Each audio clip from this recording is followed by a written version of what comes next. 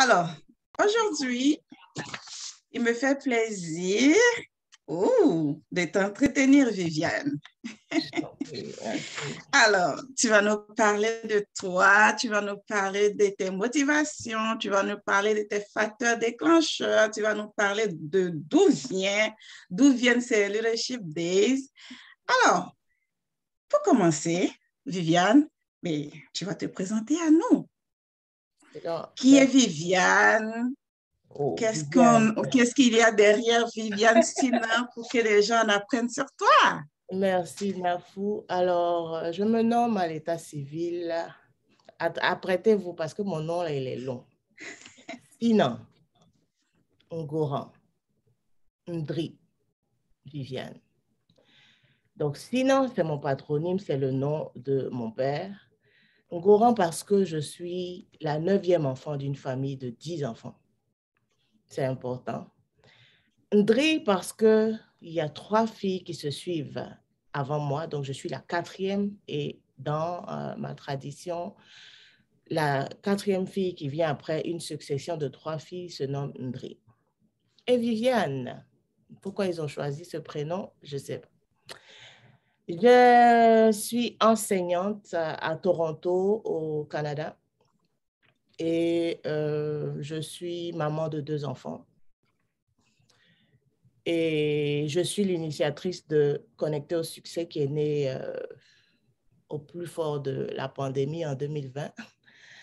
Et je suis la commissaire générale, la coordonnatrice des Leadership Days qui sont à leur 2e édition cette année. Voilà ce que je peux dire d'entrée sur moi, Nafou. Oh, merci. Viviane Sinan Ngoran. Très bien. 9e. Oui. Oh, ça doit être un challenge, être 9e d'une famille. Ça, je peux te le dire.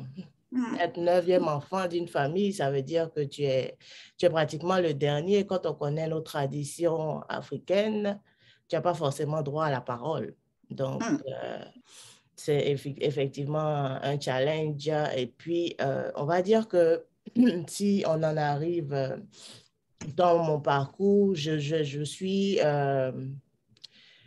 orpheline de père. Je n'ai pas grandi avec ma mère, donc on se retrouvait, on va dire, entre frères et sœurs, avec maman, pendant les vacances. Et bien entendu, les plus petits, ils n'ont pas voix au chapitre, ou du moins, ils sont réservés à faire, bon, on va dire ça fait partie du processus de l'éducation, mais c'est vrai, être 9e enfant d'une famille de 10, là, c'est pas toujours rose. Très bien. Alors, ce qui va m'amener à aller voir qu'est-ce qui a amené Viviane à parler de motivation, à parler d'estime de soi, de mindset. Pour toi, Viviane, ces concepts de motivation, d'estime de soi et de mindset, qu'est-ce que ça renferme? Quelle est ta définition à toi, Viviane, de la motivation, de l'estime de soi et du mindset? Ta définition à toi? Je te remercie. Pour la motivation, je dirais, c'est le carburant, c'est ce qui t'amène à passer à l'action. C'est l'élément qui va te booster, qui va te faire te lever et puis passer à l'action. L'estime de soi, je vais prendre une image. Je définirais l'estime de soi comme une fleur avec 4 pétales. La vision de soi, l'amour de soi, l'acceptation de soi et la confiance en soi. On pourra aller dans les détails plus tard. Le mindset, pour moi, c'est comme ça, le mot en anglais veut dire, là, mindset. Donc, comment est-ce que ton mind est seté, là? Donc, comment est-ce que ta tête, comment ton esprit fonctionne? Comment est-ce que les choses, ta mentalité, comment est-ce que tu penses, comment est-ce que tu réfléchis, qu'est-ce qui t'emmène à agir? Donc, le mindset, comme Franck disait, comme les autres l'ont dit avant, c'est quelque chose de fondamental. C'est quelque chose que tu as, on va dire de façon intrinsèque et qui détermine tes actions. Bien. Alors, tous ces concepts auxquels tu donnes ta définition et que tu nous dis que le mindset, c'est vraiment quelque chose que tu as et qui détermine ta détermination. Alors, ça veut dire que quelque part, il y a eu un facteur déclencheur pour que tu parles de mindset, pour que tu parles d'estime de soi. Oui, tu nous as dit, en tant que neuvième enfant, tu n'as pas droit à la parole, ça pourrait être un des facteurs, mais quel a été pour toi? Comment est-ce que tu as ressenti le besoin de parler de motivation et pourquoi? Avant qu'on ne parle maintenant de ton parcours, parce que je vais vouloir parler de ton parcours, mais quand tu me donnes ta définition de mindset maintenant, OK, oui. on va dire que c'est quoi le déclic qui m'emmène à parler de motivation? C'est l'observation que je fais. C'est une observation que je fais et on va dire c'est surtout au cours de cette pandémie-là que on était tous confinés, on était tous à la maison, les mouvements étaient limités, on était tous consignés sur les ordinateurs, sur les téléphones et donc je me suis rendu compte que j'ai eu comme ce déclic, on va dire, j'ai eu comme cet appel qui me ramène, quand on parlera de mon parcours, qui me ramène à mes années de service communautaire, à mes années d'engagement. Et je me dis, mes frères, les personnes comme moi, les Noirs, et il y a eu aussi, dans le courant de cette pandémie-là, le Black Lives Matter avec la mort de George Floyd, et donc qui a soulevé l'indignation de tout le monde. OK? Je me suis dit, c'est peut-être le moment de se lever. C'est peut-être le moment de dire aux Noirs, aux Africains, puisque je suis africaine et que je connais plus l'Afrique francophone, c'est peut-être le moment de leur dire que c'est possible. C'est peut-être le moment de leur dire qu'il faut croire en soi. C'est peut-être le moment de leur dire qu'il faut passer à l'action. Et c'est comme ça que je me suis levée, que j'ai commencé avec Connecter au succès. Très bien. Alors, si je comprends deux facteurs déclencheurs. Alors, le premier, c'est la pandémie.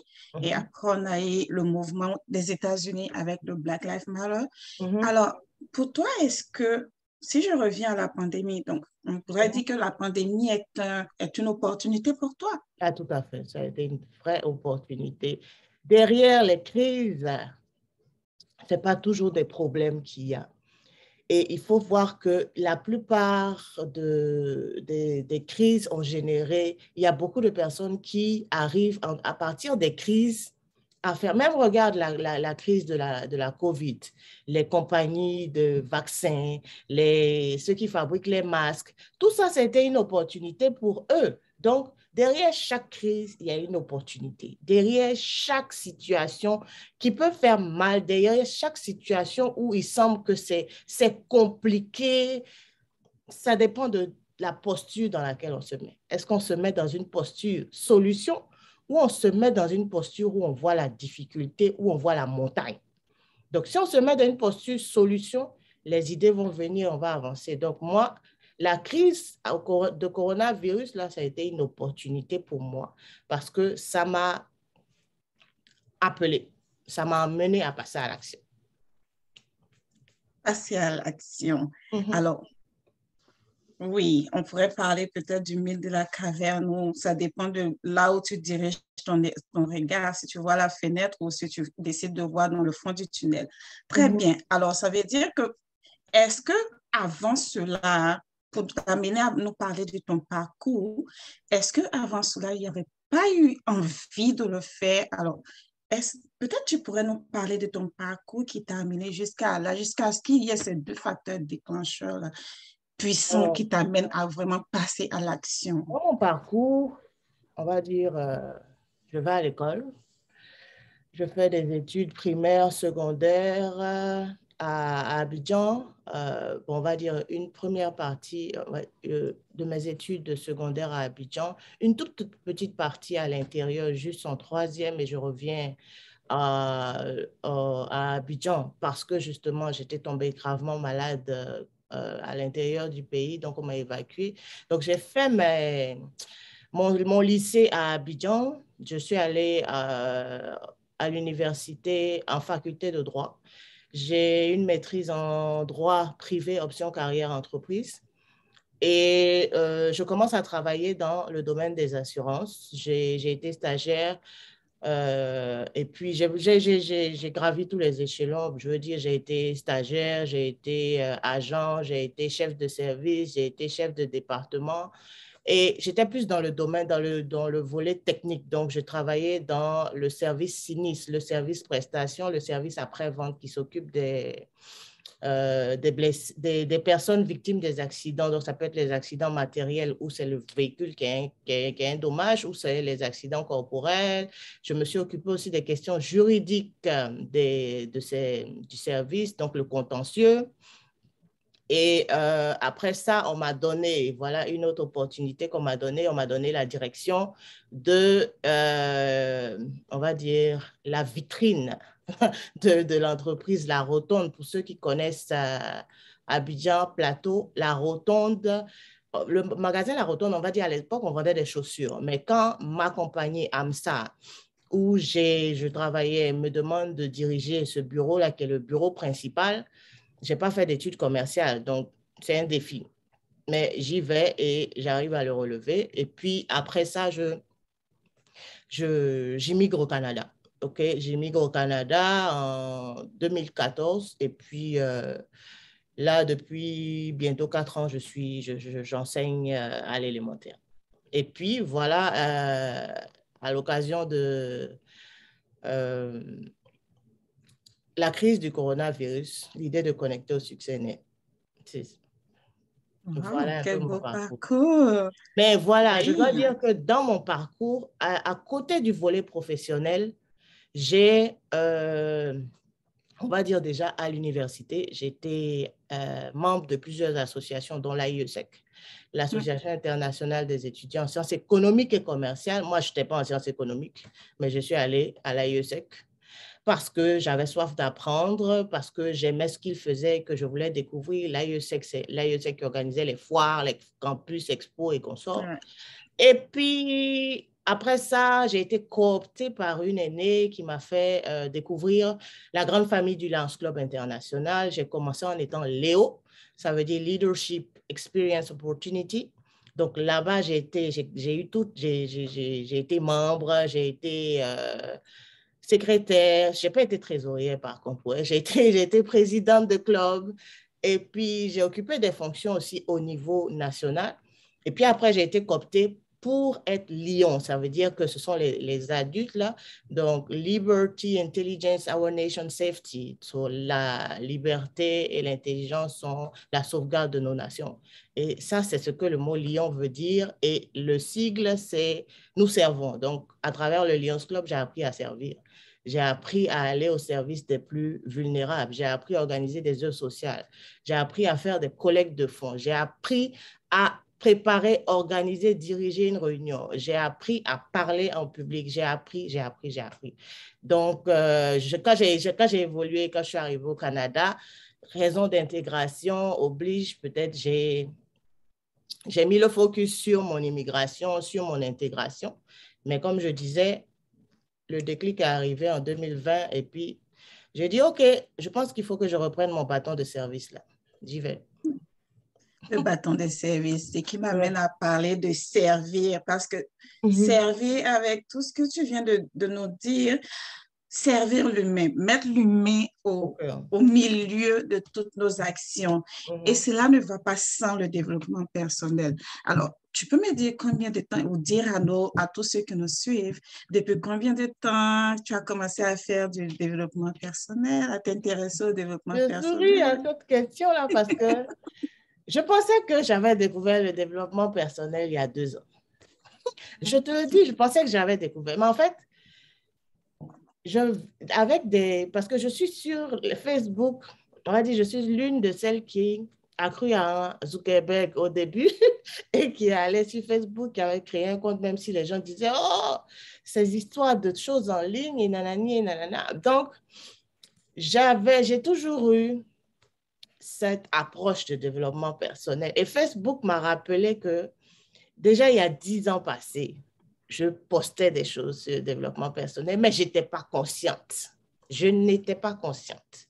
Déjà, il y a 10 ans passés, je le faisais, mais parce que ça me touchait, parce que ça me rejoignait, mais sans vraiment y prêter attention.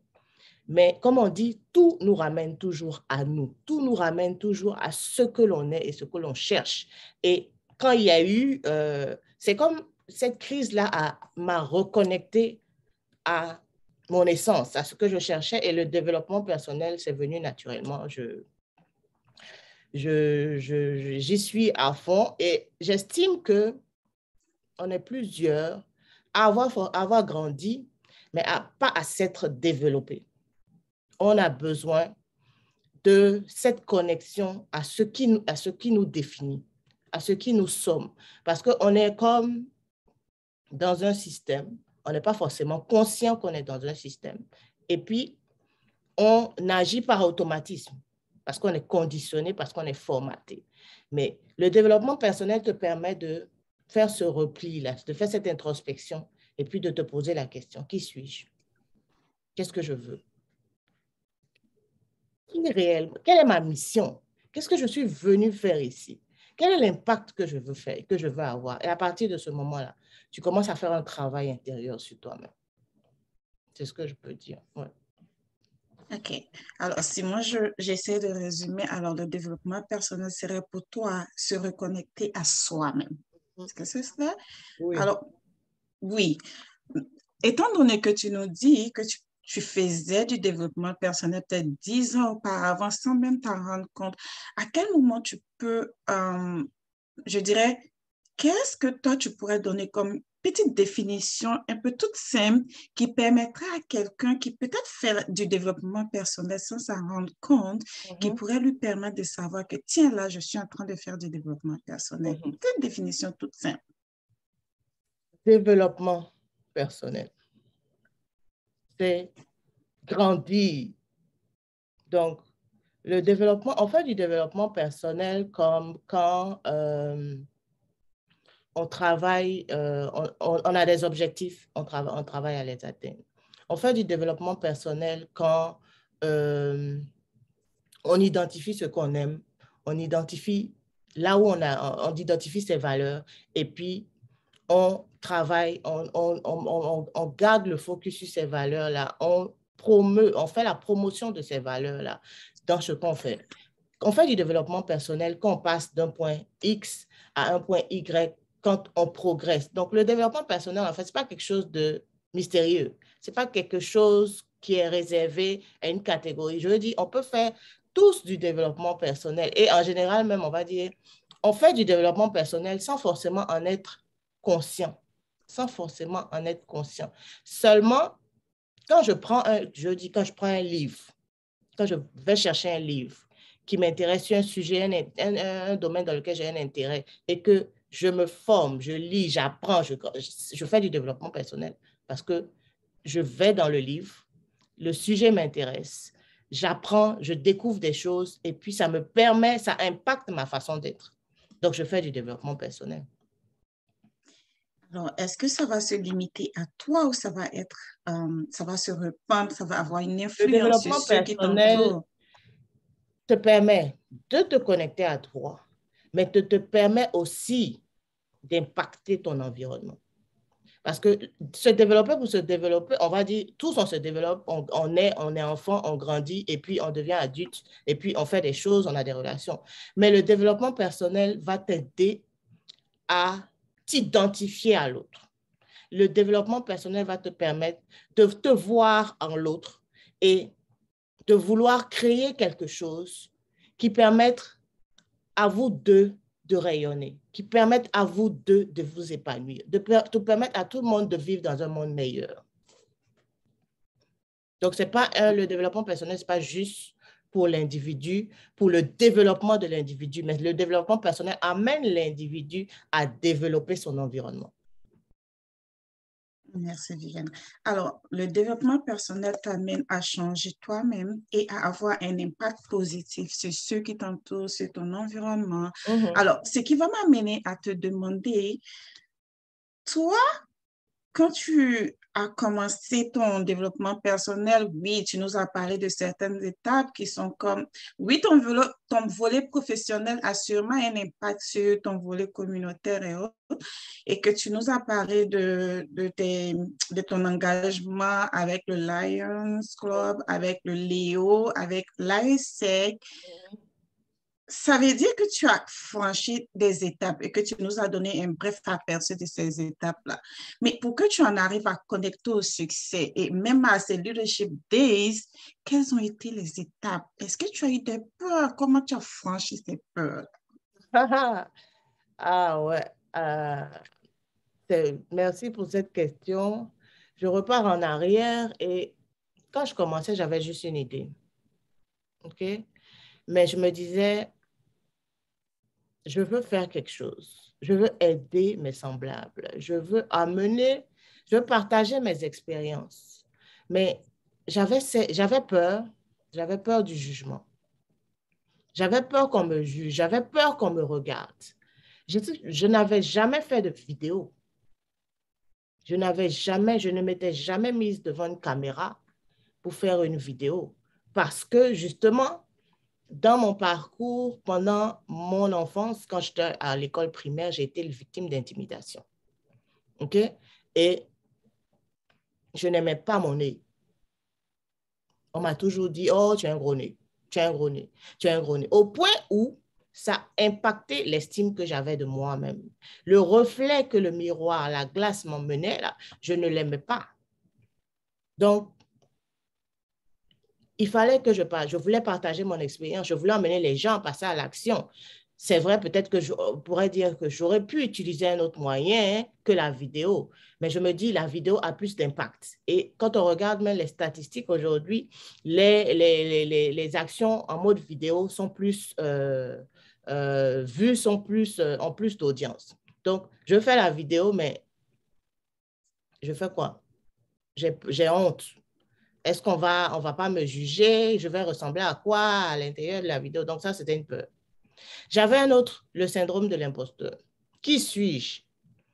Qui suis-je pour venir me placer là et puis parler aux gens de ma vie, parler aux gens de mon parcours, parler aux gens de mon expérience? Mais comment est-ce que j'ai surmonté ça? Je me suis dit, ce que je veux réaliser, ce que j'aspire à faire est plus grand que ma personne. Donc, je ne peux pas m'arrêter à mes peurs, à mes petites peurs. Je ne peux pas me laisser paralyser par mon petit... Et c'est ce qui me fait sortir de ma zone de confort. C'est ce qui m'emmène à faire ma première vidéo dans mon salon, à parler justement dans cette vidéo-là de la zone de confort et de dire aux gens, mais la pandémie, là, elle nous enseigne quelque chose. Si on ne comprend pas que du jour au lendemain, rien n'est acquis. Du jour au lendemain, tout peut basculer là et qu'on reste dans notre confort. Voilà, la pandémie, ce petit virus là est venu nous montrer que du jour au lendemain, tout peut s'arrêter. Donc, si tu veux faire quelque chose, vas-y. Donne-toi les moyens de le faire, mais passe à l'action. Donc, c'est comme ça que j'ai réussi à franchir mes peurs. Et en allant au-delà de mes peurs, j'ai découvert qu'il y avait une immensité de possibilités. Les idées ont commencé à foisonner. J'ai commencé à me former aussi parce que, justement, sans formation, tu ne peux pas, tu as besoin, certes, tu peux avoir des aptitudes, tu peux avoir des habiletés pour faire, pour parler, mais tu as besoin de savoir comment on utilise tel logiciel, tu as besoin de savoir comment on utilise telle application, tu as besoin de savoir comment est-ce que ça fonctionne telle ou telle chose. Donc, tu as besoin d'aller te former, tu as besoin d'apprendre. Et donc, je me suis inscrite à des formations. J'ai fait Vivre de sa passion avec Sylvain Carufel. Je suis allée à l'école de l'Institut Paul Pironnet à Lyon. Je me suis formée en programmation neurolinguistique. Je sais plus, j'ai fait des formations. Et le fait de me former, ça m'a donné en assurance, ça m'a donné en confiance. Et puis, j'ai continué. Ça, en 2020, j'ai fait la Vivre de sa passion. Je suis allée avec Paul Pironnet. En 2021, je suis membre de l'Académie Zéro Limite. J'ai fait formation en médecine énergétique avec la Mind Valley. J'ai fait, je suis allée, je me suis formée et puis je suis allée en action. Je me suis mise en action pour pouvoir m'ajuster, parce que tant que je n'ai pas agi, je ne veux pas savoir si ce que je fais, c'est mauvais ou ce que je fais a besoin d'être ajusté. Donc, je me suis lancée. Oh. C'est beaucoup de choses en même temps. Alors, pour dire que le développement personnel, c'est vraiment des étapes, ce n'est pas quelque chose de figé, ce n'est pas dans un moule qu'on reste, il faut pouvoir sortir de son moule. Alors, si je comprends bien, pour résumer ce que j'ai bien compris, il y a eu comme le facteur déclencheur, après il y a eu l'acceptation de soi, et après l'acceptation de soi, passer à l'action. C'est ça? Tout à fait, tout à fait. Il y a eu le facteur déclencheur, il y a eu le travail sur soi qui est s'accepter, oui, tout à fait. Donc, faire cette introspection-là et puis s'accepter et regarder l'objectif que l'on vise et puis passer à l'action. Oui, c'est ça. Comme on dit, comme tu le disais, tu voulais faire quelque chose de plus grand, avoir des objectifs plus grands que toi. Comme pour paraphraser, on dit quand tes objectifs ne te font pas peur, il faut les revoir. C'est ça, il faut les revoir. Alors, donc, tu as des peurs, mais tes moments d'incertitude, et qu'est-ce que tu utilises pour pouvoir aller au-delà de tes moments d'incertitude? Quels sont tes leviers sur lesquels tu t'appuies pour rebondir? Les leviers sur lesquels je m'appuie pour rebondir, d'abord, dans le bruit, là, tu peux rien. Donc, je fais un repli stratégique. Je fais une action réflexive de ce qui crée l'incertitude en moi. Donc, je me pose des questions. Je me pose des questions et également, les autres leviers que j'utilise, c'est la formation. Mais l'un des plus grands leviers que j'utilise, c'est ma foi. Donc, j'ai foi au Créateur. J'ai foi en plus grand, en l'être suprême, et je sais qu'il n'y a rien qui est impossible. Rien n'est impossible. Quand je regarde tout ce qui a été créé, quand je regarde les millions d'humains, les milliards d'humains qu'il y a, quand je regarde tout ce que je vois, je sais qu'il y a une force suprême, au-delà de tout, qui peut transformer toute situation. Donc, quand je m'accroche à cette force-là, je trouve l'énergie nécessaire pour avancer. La foi. Oui. Toujours la foi et ses objectifs et se retirer. Quand tu dis que tu as un repli stratégique, quand tu te retires, qu'est-ce que tu fais concrètement quand tu te retires? Je fais silence. J'essaie de faire silence autour de moi. J'essaie de faire vraiment le maximum de silence. J'essaie de baisser le volume dans ma tête là, parce que le cerveau là, quand tu es toujours en action, dans ta tête, il y a beaucoup d'idées qui s'entrechoquent. Donc, les questionnements, les incertitudes, j'essaie de vraiment faire descendre la pression, faire silence complètement en moi. Et puis, maintenant, j'essaie de me connecter à ce qui résonne, à ce qui vient, OK? Parce que je pense que c'est là. Et j'essaie, par exemple, d'observer, de regarder. OK, je prends un point. J'ai l'incertitude de ça, c'est un défi pour moi. Comment est-ce que je peux trouver les solutions? Et puis, je lance juste cette question-là. Et puis, j'attends. Puis, je laisse les choses venir. Puis, je les note. Alors, tu fais silence. Nous sommes dans un monde où on est interconnecté, on a du bruit partout, on a les médias, les réseaux sociaux, quand tu te lèves le matin, ton téléphone il est là, tu as tendance à toujours l'allumer déjà, le premier réflexe. Je sais que tu es occupé, tu as un métier très, très stressant comme celui d'enseigner. tu es mère d'enfant. Alors, comment est-ce que tu fais cette retraite-là pour pouvoir avoir ce silence-là en toi? Comment concrètement tu le fais? En fait, à un moment donné, il faut que, c'est vrai, il y a beaucoup de choses à faire. Mais si tu n'es pas organisé, tu peux pas, tu peux pas. Donc, tu es obligé, tu es amené à structurer les choses, à prioriser, à définir qu'est-ce qui est important, qu'est-ce qui est accessoire, en fait, et puis tu dois faire une balance entre ton activité professionnelle, ton activité familiale, ton activité extra-professionnelle. Donc, et puis, tu dois prendre du temps aussi pour toi. Mais même s'il te faut juste 30 minutes pour toi, pour t'accorder du temps, prends-les. Ne dis pas, non, je dois faire parce que, non, parce que tu dois, en fait, comme je dis, tu dois créer l'équilibre. Donc, tu as ton travail. Quand tu finis, tu te mets, tu gardes ton focus pour ton travail. Tu te dis, après le travail, là, qu'est-ce que je fais? Combien de temps est-ce que je prends pour gérer les affaires de la maison? Et puis, combien de temps est-ce que, si je ne peux pas le faire dans les 24 heures de la journée, mais en fin de semaine, est-ce que je peux me donner une heure pour moi pour faire le point sur mes activités et puis faire le vide et avancer? Sinon, tu ne peux pas. Parce que si tu ne définis pas, OK, je dois faire ci, je dois faire ça, je dois faire ci, je peux mettre ça à plus tard, et que tu veux tout faire, tu ne feras rien finalement. Mais quand tu décides que, OK, ce quart-là, c'est pour ça, celui-là, c'est pour ça, celui-là, c'est pour ça, et tu procèdes par élimination, tu avances. Moi, c'est comme ça que je fonctionne. Très bien. Alors, malgré ces astuces, malgré l'organisation, malgré notre pilier qui est la foi, malgré tout notre bagage qu'on a comme toutes nos expériences, il arrive qu'on connaisse parfois l'échec.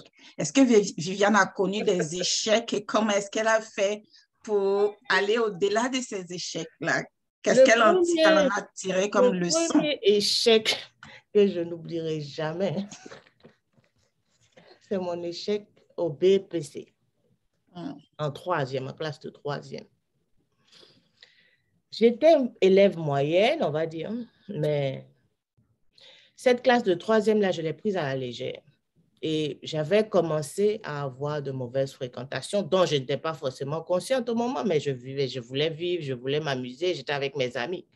Et puis l'examen arrive, pim, je reçois ça en pleine face, j'ai échoué. Ça m'a fait mal. Ça, je n'ai pas oublié. Mais j'ai échoué. J'ai reconnu que j'ai échoué. J'ai reconnu pourquoi j'ai échoué. Et puis, l'année là, d'après, quand j'ai repris la classe, j'ai dit, moi, tu ne m'auras plus. De là, je ne sais pas, peut-être que cet échec-là a réveillé quelque chose, qu'il a ouvert une certaine panne, là, mais à partir de cet échec-là, je suis partie comme ça. Et j'étais toujours la première de la classe. Au point où il y a un garçon dans ma classe, là, Joël, s'il voit cette vidéo un jour, il me disait, mais toi, je vais te battre ce trimestre-là. Il essaie, zéro. Il me regardait comme s'il dit, mais toi, la même. J'ai dit, oui, j'ai décidé que après cet échec-là, c'est bon comme ça. J'ai compris pourquoi j'ai échoué. Je suis partie.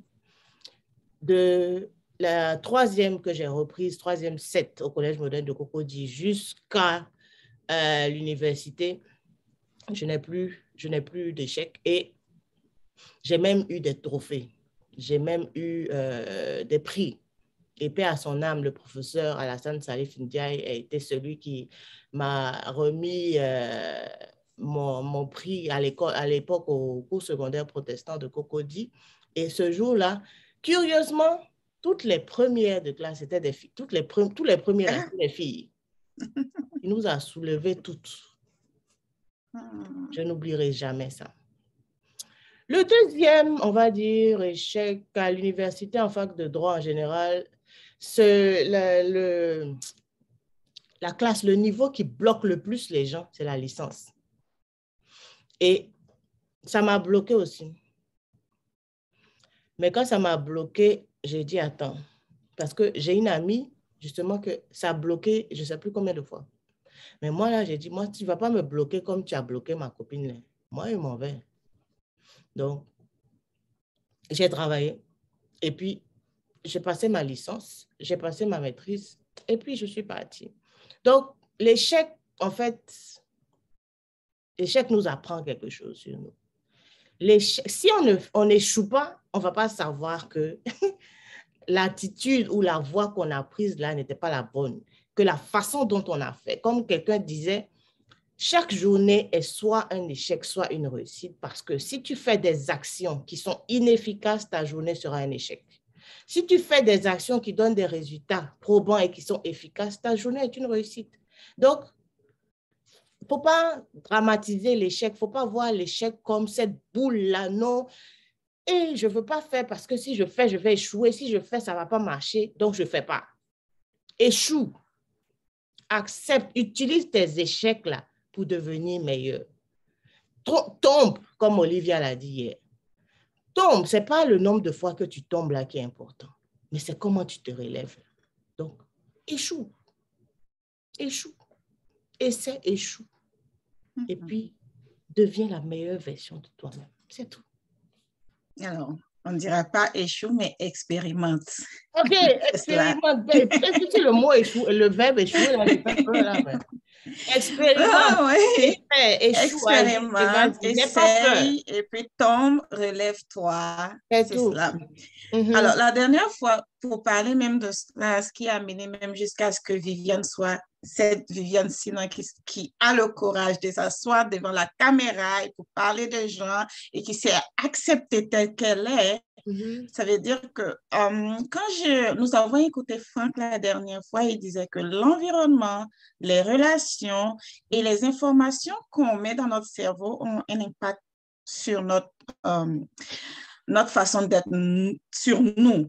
Alors, comment toi, Viviane, tu as utilisé ton environnement pour être cette Viviane que tu es aujourd'hui? J'ai bâti ma troupe. Parce que tu es la somme de la moyenne des 5 personnes qui sont avec toi, comme Franck. Je ne dirais pas comme Franck que moi j'ai mes 10%, mes 20%, mes 70%, mais j'ai assaini mon environnement. Les personnes qui me tirent vers le bas là, sorry, je passe. Je choisis, je suis sélective. Je choisis les personnes avec lesquelles je marche. Et comment je dirais ça? J'ai bâti ma troupe et je suis sélective aussi dans ce que j'écoute, dans ce que je regarde. Je ne veux pas actuellement, ce qui est à sur le truc actuellement là, ce n'est pas mon problème. Je dis, oui. Ce n'est pas que je n'ai pas de compassion pour ces personnes ou pour cette situation. Mais je ne vais pas m'intoxiquer avec ça. Parce que depuis que le monde est monde, là, ce n'est pas la première fois que ça arrive. Donc, j'ai décidé que ce qui va impacter mon niveau d'énergie, là, négativement, là, je ne vais pas là-bas. Je suis à la recherche de ce qui va me permettre de m'élever. Ce qui va faire que ce qui est en moi, là, va sortir et que je vais donner le meilleur de moi-même, là. C'est ce que je recherche. Donc, c'est sur ça que je travaille. On a le choix, soit de faire ci, soit de faire ça. Et moi, j'ai choisi. Mon couloir, là, c'est ça, aller chercher les choses qui m'élèvent. Et quelle serait une de tes relations qui te permet de t'élever, une de tes relations sur laquelle tu t'appuies pour t'élever? Pourquoi? En termes de personnes? Oui. Oh, oui. J'ai mon frère, j'ai mon ami Donald, beaucoup. Oui. Avec lui, là, je grandis toujours. Donc, oui, je m'appuie sur lui. Je ne vais pas citer toutes les personnes, mais je dis, je bâtis ma troupe et puis je m'entoure des personnes qui vont me permettre d'aller en avant. C'est ça. Pour ne pas les citer, mais par exemple, pourquoi cette personne-là pourrait être un pilier sur lequel tu vas t'appuyer, en fait?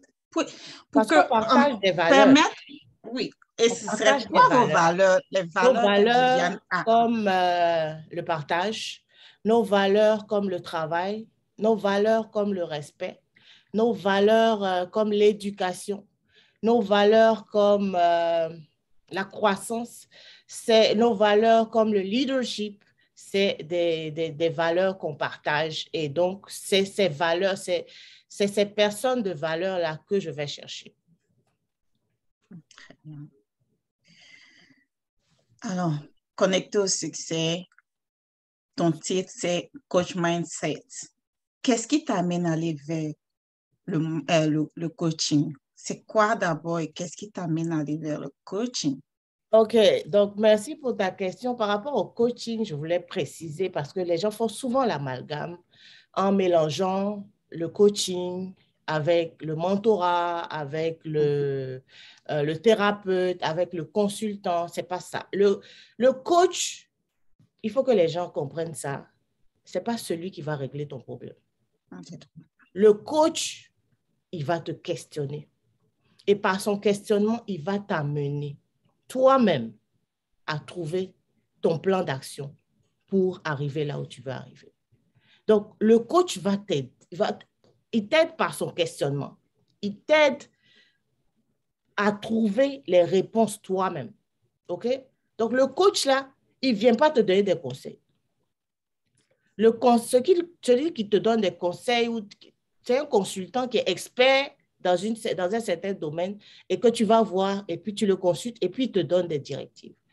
Mais le coach, ce n'est pas ça. Et donc, moi, pourquoi je suis venue au coaching? Parce que d'abord, de mon parcours, j'ai un parcours assez particulier où je suis orpheline de père. Je suis gauchère, j'écris avec la main gauche, ça, je n'avais pas dit.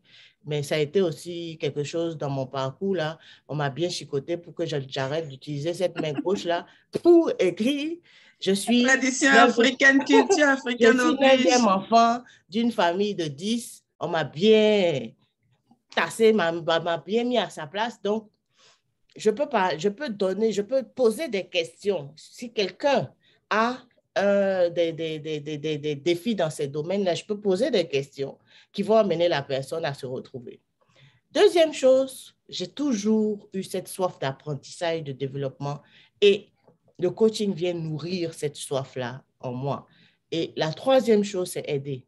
Aider ma communauté, comme je dis, aider les personnes noires francophones qui sont au Canada ou qui sont en Afrique à découvrir qui elles sont, à se retrouver, à s'affirmer et à développer leur confiance en elles-mêmes. Donc, voilà pourquoi j'arrive au coaching et comment est-ce que j'arrive à connecter au succès. Oh, donc le connecter au succès serait venu avec l'envie de faire du coaching? Oui, connecter au succès est né de l'envie de faire du coaching. Oui, tout à fait. OK. Et est-ce que tu peux nous partager ton parcours de l'idée de connecter au succès? Ben, comme je l'ai dit, connecter au succès est né en 2020 en pleine pandémie. J'ai eu l'idée et puis j'ai commencé, je me suis lancée. J'ai fait connecter au succès et plus dans on va dire, la motivation, leadership, succès. Et donc, c'est des vidéos que je fais de manière hebdomadaire pour amener les gens à prendre conscience d'eux-mêmes. C'est également des publications, c'est également de la formation au niveau de Connecter au succès. Donc, former à la connaissance de soi, à développer l'estime de soi, à développer leadership et intelligence émotionnelle et à la connaissance de soi. Donc, c'est un peu comme ça que Connecter au succès est né. Donc, Connecter au succès vise à faire du coaching, des formations, des conférences et le Leadership Days. Très bien. Et le Leadership Day se passe en ligne? Oui, en ligne. Avec le digital. Alors, ce qui m'amène à la prochaine question qui concerne la technologie qui est ultra présente dans notre vie maintenant, dans notre quotidien. Alors, comment est-ce que l'image du digital impacte la réussite selon toi?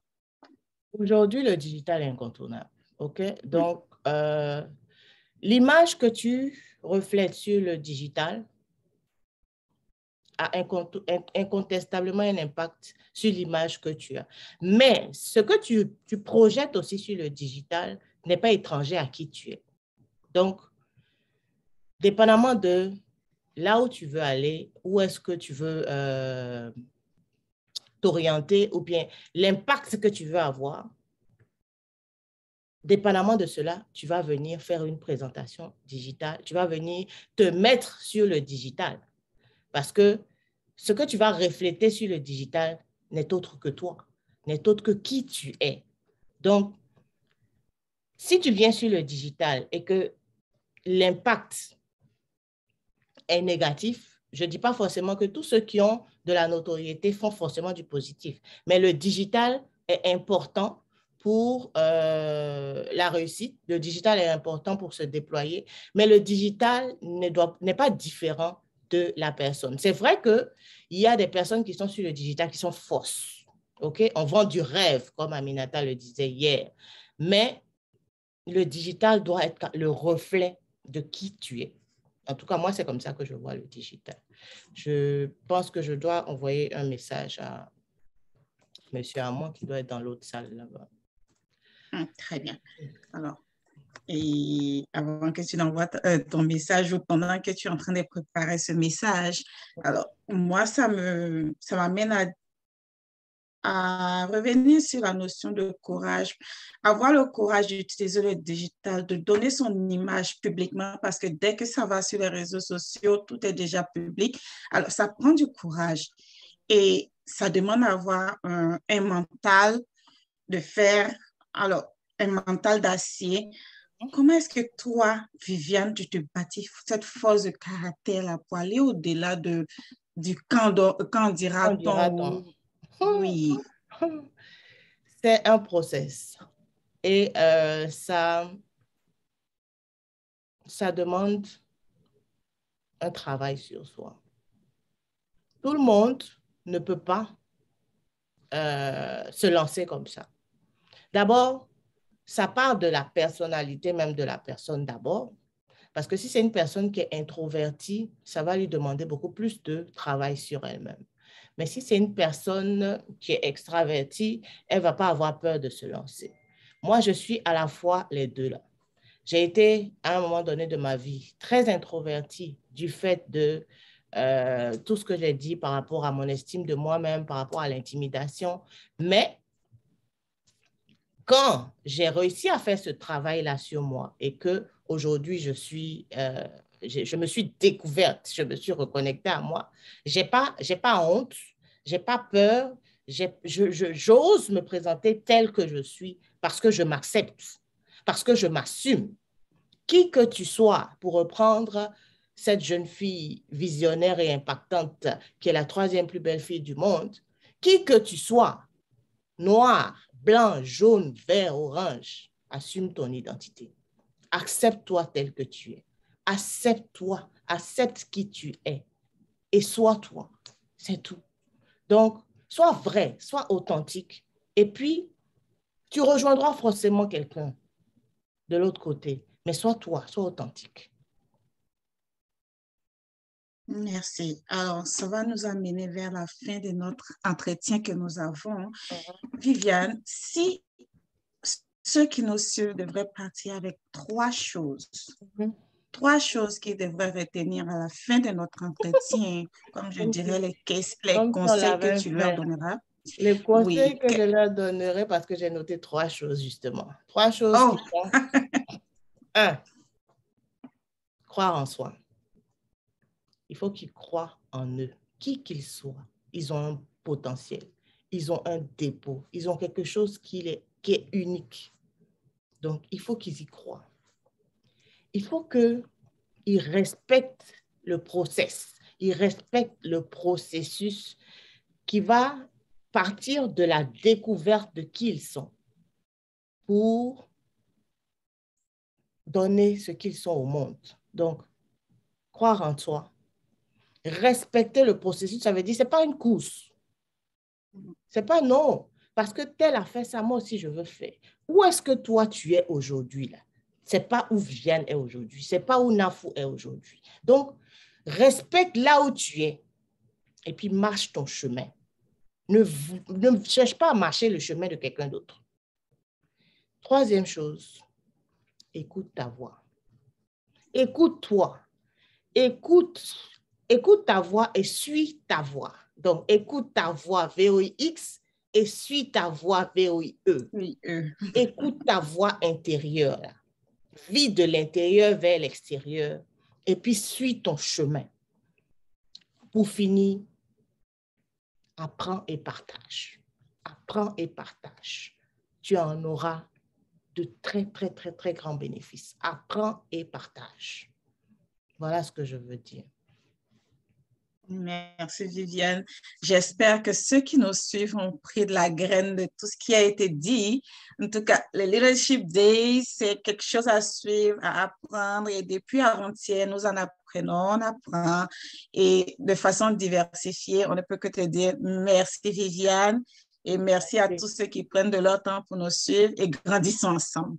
C'était Nafissatou avec Merci, toi. Nafou. Merci à tous. Et puis, ne déconnectez pas parce que M. Yann Amon est juste dans l'autre pièce. OK? Merci beaucoup. Merci. On reste connecté parce que le meilleur est à venir.